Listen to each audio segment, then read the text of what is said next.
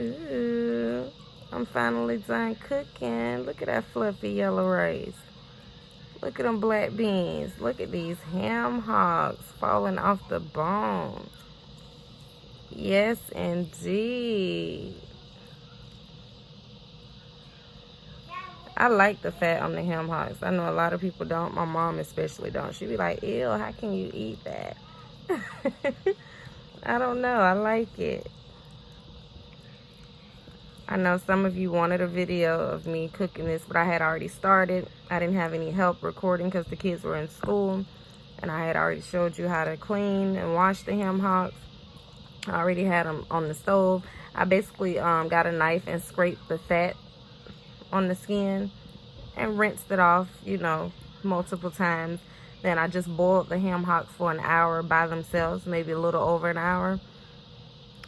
Then I added my beans that I've had soaking in the fridge for like a week. I've been supposed to cook the black beans, but I'm glad I didn't because I wanted them with ham hocks. So some people soak their beans, some don't. You know, it's supposed to make them get done faster or be more tender. I don't know.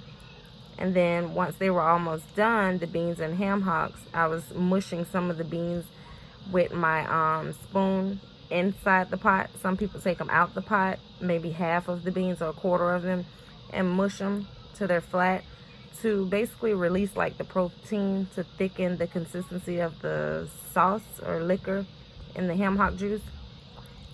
But yeah, y'all can give me some ideas what y'all want me to cook for you. It's good. Y'all know I don't lie.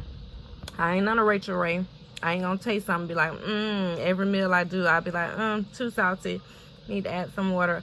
Oh, ooh, ain't enough seasoning. It's bland. I'm gonna tell you the truth. This right here is good. The rice is perfect. The beans are perfect. The ham hocks are perfect. I already tasted the ham hocks before I fixed my plate.